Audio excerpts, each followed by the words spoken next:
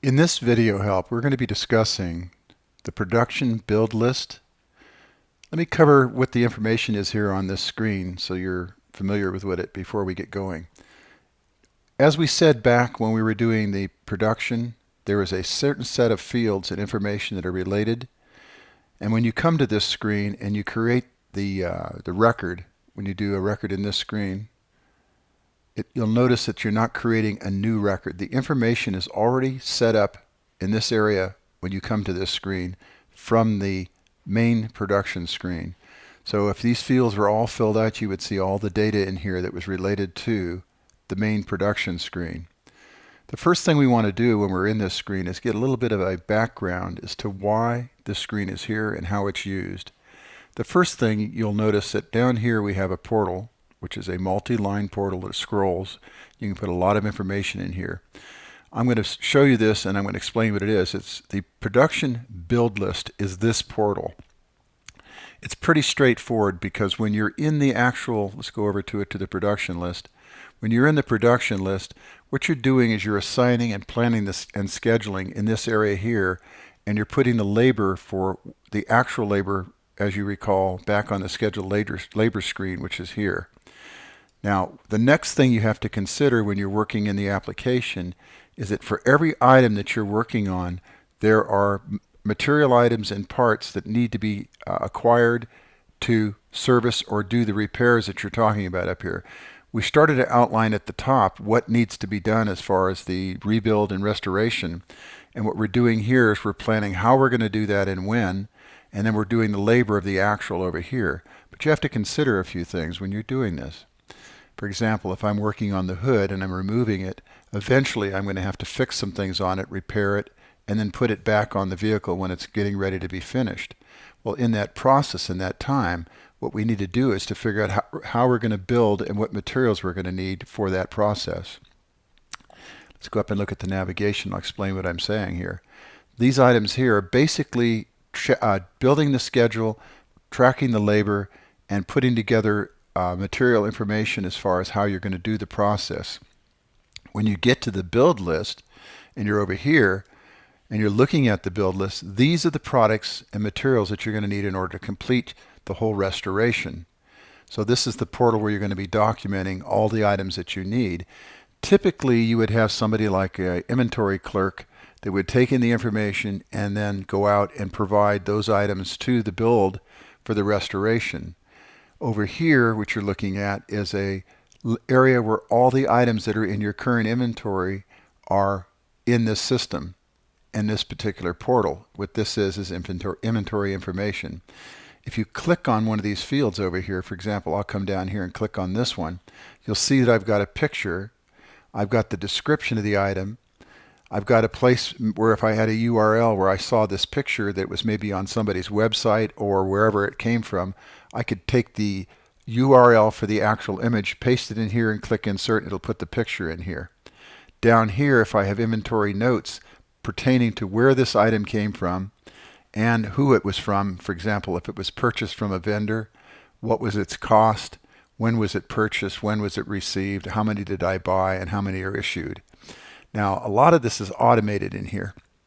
Basically, when you create a need for something in the build list, as you do the build list, it's going to create the need over here and issue that particular one. So when you say purchased, you buy one and then you use it. When you use it, that reduces the stock balance and it also shows the quantity you used. Now, in the inventory system, which we'll be going to, before we go there, I want to explain a couple of things about this. This is kind of a secondary overview of the production system. You have to understand that when you're building something, that you have to have inventory first. There is a production inventory. Now this is going to be similar to a parent record in that when you're building something as far as an inventory, you have to have the items that are required in order to do the restoration and build or repair. So what we're doing is we're actually first, before we can do the build list and actually assign hardware and parts and materials, we need to actually have the inventory items. Now before I actually go to that screen and talk about it, which this screen is the screen we're talking about, I want you to understand that there are a couple things that are very important about doing restorations in the type of business that is unique to this business. Most wholesale retail organizations have a fixed set of inventory items. They build the inventory list and they add those items to their inventory.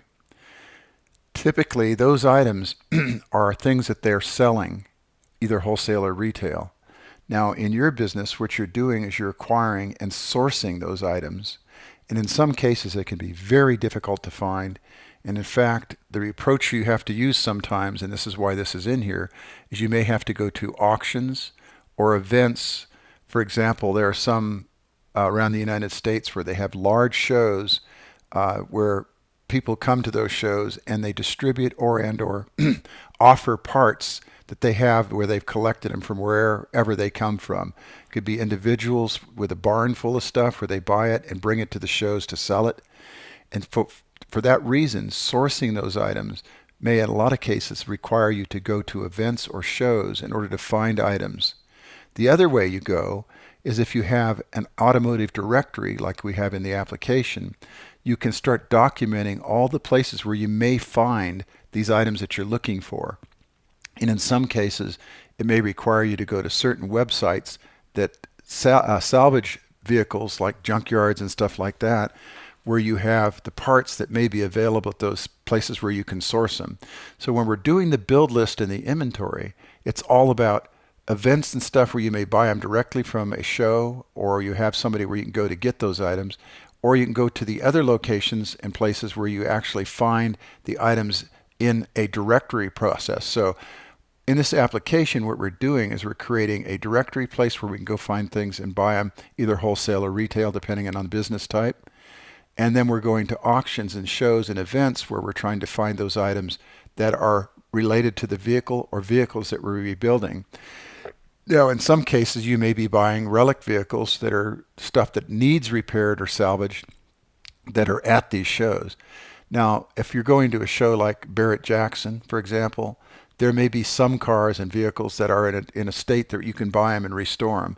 But typically, you may be going to other shows and events where there are, for example, even state fairs sometimes have an auto show where you may be able to find parts and stuff. The one I think of is the one in Hershey, PA, where each year they have a series of different shows in the area around Hershey where you can find literally anything. The show is huge. There's several of them. For example, just the Corvette show alone gets thousands and thousands of Corvettes that come to that show. And at that show, there are many, many different types and years of parts and materials that you can use at those shows. So that's an example. When you're looking for the automotive directory, I'll give you a hint. When you go to places like the Barrett-Jackson or other shows that are similar to that, there are going to be vendors there. And those vendors are the people that you want to collect information from and put them into your directory. Now, in this application, there are about 80 different vendors that we've already added to the application. And they allow you to go to, and we're going to see that when we get there, they're going to allow you to show the website for that particular company. And there's a whole bunch of information about the vendors and what they sell and what's available. In the same vein, there are different shows around the United States all the time where you can actually collect the information for people that are salvaging parts and then put them in your automotive directory so that when you go to look for those parts, you're either sourcing them from the actual show or for the auto directory where you've created a list of people that are going to be offering those items that you need. Okay, this being said, that's an overview of where you're going to be using these things in the application. So let's go ahead and take a look now. We're going to go in and look at the product production inventory. Now, we're in the production inventory now, so I'm going to just click off and we're going to... What I want to do here is make sure that when you're looking at the inventory screen, you understand what its purpose is. When you're building or doing a restoration on a vehicle, and for example, this one is the Chevrolet that we're working on, 56 Chevy, hardtop. We're looking for a windshield for it. Well, obviously this is not the correct windshield, but it's just an example of what's going on as far as what it would look like. But basically what we're looking at is each time you create an inventory record, which is this information here, which is the item description, its part number. Now the part number in some cases may not be relevant, and you may need to put something in there that is effectively going to help you when it comes to the point of understanding what the item is. It may be even something like a local part number that you create that you can track. It's really required, though, to have some kind of identifying part number for that item. If you have Chilton manuals or something like that go way back to the vehicle that you're actually working on, you may be able to find a part number for that from there. Or you can just create a local set of part numbers if you need to, or you go to vendors and see if they have a part number for that particular item.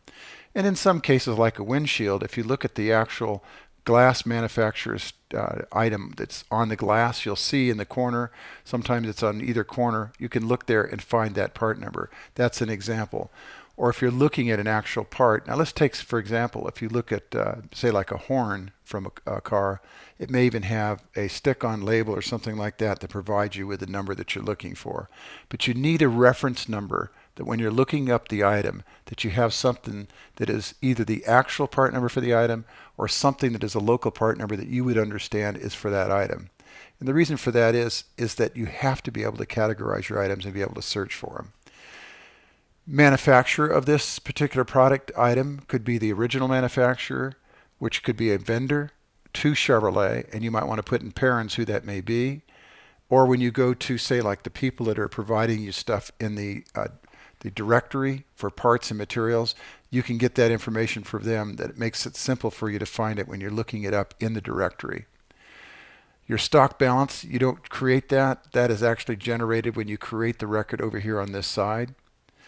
The location is the item location, where is this thing actually located in your shop, so that when you go to look for it and it's on your build list, once you put it on the build list, you will know where to find the item. There's additional information down here on the inventory notes where you can put all that kind of stuff in there. For example, there may be drawers, or there could be a closet or a separate place where you're storing those parts for that item.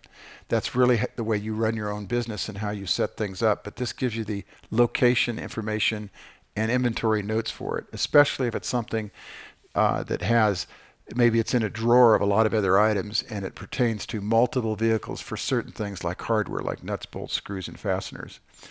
And those could be unique to either a vehicle, or they can be unique across all sets of vehicles depending upon the manufacturer. This is why it's so difficult to build and restore old items, is that you want to have the original hardware if possible.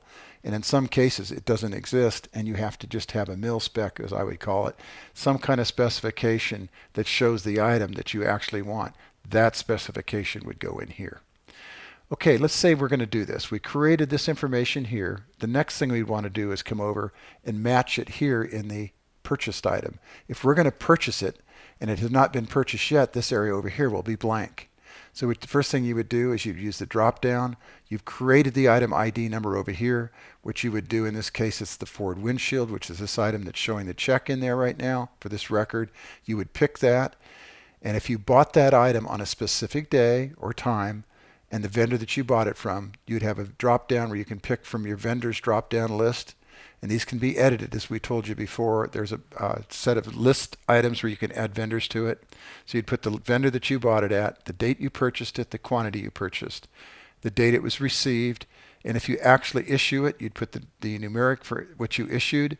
It would update the stock balance over here automatically as soon as you put an issue. What was the tech or person that it was actually issued to from your company? Then the notes, you can have a note, and this can be as large as you need it to be, because these will expand if you overrun this information. Say, for example, there's something special about that particular part that it also has to include X in it. Well, you may want to say you have to pull 2 items or 3 that are related to that particular item when you build it. Like you need the rubber gasket that's in here. So you might want to put in their notes, you also need rubber gasket, blah, blah, blah, with this item, and that would go in there. And if you wanted to read that information, then you would click on the portal where you'd have more detailed information about it here, where you can see the area where this thing belongs and the information for it. This is the inventory purchase portal. And basically this is the reflection of each row in the purchase portal where you're actually doing the purchase, which is this. And that information is pertinent to that item, and the cost could be different every time you go to buy something. So for example, if you went to a show and you made a great savings and you got it because it was a show item and it might be kind of used or worn, but you want to renovate it and make it useful, then it might be a different cost each time you buy it. And then the sum for every time you bought it would compare. If you go back and buy it again from somebody, you would have a record of what you've been paying for it, so you can average it and make sure that you're getting either a good or a bad deal out of it. Each time you go back to purchase it might be from a different vendor, a different location, or a different source in your directory. So you'd want to put in here the information every time you buy it, and the quantity that you buy will add to the on-hand stock balance over here. And once again, you can make notes of over here. If there's something different about this particular one you bought it came with a gasket, for example, for the windshield, where this one did not. That's the kind of information you're going to want to know. And then, of course, when it comes to the location of the item locations, if you're storing them, in this case it says windshield rack. Well, that's for the inventory items. Is that where you put them? Well, if you're going to put it someplace different, say see notes below, and go to the notes and show where the item's actually at, so that people know where to find it, and it may be specific to the item in the inventory where you have it. Now, if you're issuing it, obviously somebody's going to take it out of that storage location, and they're going to either put it on the vehicle or bring it to the vehicle where it's going to now be stored at the vehicle. And that may be something else that you want to put in your notes, that it is now being put on the 56 Chevy with the license number, blah, blah, blah. If you can see what I'm saying here, it helps people to understand. The more information you put in, the better you are. Now let's go back over to the production area, and we're going to go to the production build list. And now the main thing I want you to understand is when you built that over there, you now added it to this inventory area over here as it comes up. So the item that you're looking for in your build list, every time you need to add something to the build list, the first thing you're going to need to do is add it to the inventory or look to see if it is not already there. For example, for a hood, is there actually hood hinges in there, and you have an inventory of more than one available to you. So you'd want to look in there and make sure that you do have them. And if you look here in this record, here's a ornamental thing for the hood that goes on the front of the hood, and yet you have a quantity required. And do you have any inventory? Well, go over and look in their inventory section over here and see if you have a 1940 hood ornament. In this case, it's right here. You would go to the inventory item and you look, and you can see there's no stock balance at the time. But if you're ordering these items, it's prudent, if you're going to be doing a number of cars that you know you're going to be repeating, and you want to have, say, 2 of these on hand, you'd order one, use it, and have a backup in case these things go out of production, they go out of existence, and if you have a certain level of items that you know you're going to be repeating, you may want to have those things in inventory. Things like gasket seals for windshields at a certain model and stuff like that, or chrome trim or something like that. Especially if somebody comes back to you and say they damaged the chrome trim, it would be very good if you had a backup. And even better than that, if you go to the inventory record, you're going to have a record of where you bought them in the past and what is actually the situation as far as what you need and what you need to use for them, like this chrome trim here for a windshield for the Chevrolet. So now that we're in the production build list and we're over here, you can either look at it in the build list as far as the inventory that's available in the build list, and this is the build list view. And this is all the items in the build list for all the different vehicles that are in there. And say, for example, we're going to use a different way to look for stuff. Say you now have hundreds, maybe thousands of items in your past inventory where you build them on build lists, and you need to find them. You can go over and do a find, start the search, and then put in there what you're looking for. What is the item? It's a vintage auto parts where you bought it. It's a 40 hood ornament. And now you can find it when you do the find. When you might find multiple places that you purchased it in the past, now you can go in and they may be slightly different or have a slightly different number from the vendor that they came from. You may want to look at one or more records that is looking for a 1940 Ford hood ornament. And that's what you do. Start the search, put in their 1940 Ford hood ornament. That's that simple. So this is a good way to cross-check and find what you have in inventory and find those items that you're looking for. In addition to the build list and list, you have a list portal. And the list portal takes the information that you provided in the production area and then all the stuff from the build list and it'll have individual records for all the items that you produced for the build list that is by row from the build list. So this is more in detail of information. And the other purpose in here is that if you built a row in the build list and then wanted to revert back and take it out, you would have a delete button in here to take that row item off. Now there are times where you accidentally create an additional blank row and it puts the information in there. That would be one way to take that blank row off, by clicking here and getting it off the screen. There are some hot buttons here to take you either back to production or the list view to see other items that are in the list view, or go back to the production screen. And let's go to look at the next item. We are going to look at the list purchase source. Now the list purchase source is the place where you add new vendors or product directory or automotive directory items where they're the company where this item can be purchased. You would have this in your list over here, so you have a drop-down list and it can be edited on your actual screen. And when you're on an iPad or iPhone, this list is the only way you're going to add new items, because the iPad and iPhone do not allow you to edit directory or drop-down lists. So this is where you're going to be doing that. And as you can see when we're looking here, I have additional lists that are over here that do the same thing, like list work area, work task, and labor type, and labor person. Those are the kind of things that you would be using in the same kind of a list area where you're editing them for the use on the iPad or iPhone. And this is also true if you're on the desktop or the cloud. You can edit your list to add them to drop-down lists for additional things that you want to put in there. And the way you do that is you add a new item by clicking a new item, or clicking this new item, then edit it in up here. And if you ever want to edit that particular item, you can click here and change it. Now, once they're in place and they're used, do not change them here. Okay, let's go back and we're going to continue down the list. We looked at the list purchase source. Now we already looked at the product inventory. And now there is a product inventory list, which is obvious. This is everything that you have individually, uniquely, and you will not reproduce these. Only one record per part ID number. And this is the list of that item and the current price or item cost that's included on that particular record. So if you wanted to go see that particular item, you would come back in here and you'd be able to see that record. And also, obviously, you'd be doing a search on that system and using the words or narrative or noun name of the item in order to go find it.